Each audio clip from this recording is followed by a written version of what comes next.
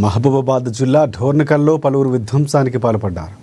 కత్తెరసాలు వెంకటేశ్వర్లు ఇంట్లోకి చొరబడిన దుండగులు ఫ్రిడ్జు, టీవీతో పాటుగా విలువైన వస్తువులు ధ్వంసం చేశారు. అయితే అంతటితో ఆగకుండా రాళ్లతో చంపాలని ప్రయత్నం చేశారని వెంకటేశ్వర్లు ఆవేదన వ్యక్తం చేశారు. చట్టపరమైన చర్యలు తీసుకోవాలని పోలీసులకు ఫిర్యాదు చేశాడు.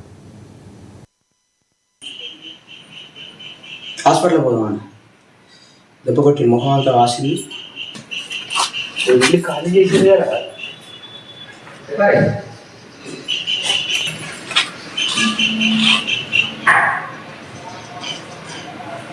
వెంకటేశ్వర ఇంటి మీదకి వచ్చి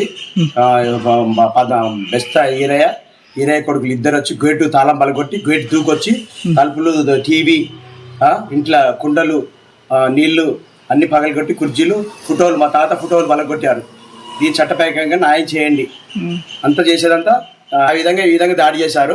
చట్టప్రకారంగా న్యాయం చేయగలరు పోలీసు వాళ్ళు. టీవీ, ఇంట్లో ఫ్రిడ్జ్ లోపల వచ్చి కుండలు పలగొట్టారు, నీళ్ళు పలగొట్టారు. దగ్గర ₹1,00,000 నష్టపరిహారం అయింది. దాని గురించి నాకు చంపడానికి ప్రయత్నం చేస్తే నేను పారిపోతే కానిస్టేబుల్ ఇద్దరు వచ్చారు.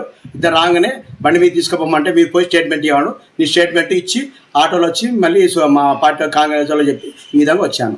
ఇవ్వడానికి పరారైన ఆత్మరక్షణ కోసం పోలీస్ స్టేషన్ ఉరికాను. నేను పోలీస్ స్టేషన్లో తగిన చర్య తీసుకోవాల్సిందిగా సిఐ గారికి కోరుతున్నాను.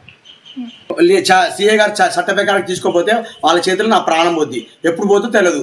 నాకు ప్రొటెక్షన్ కావాలి. 24 గంటలు నాకు ఎప్పుడు సాగు కొడతానో తెలియదు. నాకు పోలీస్ ప్రొటెక్షన్ కావాలి.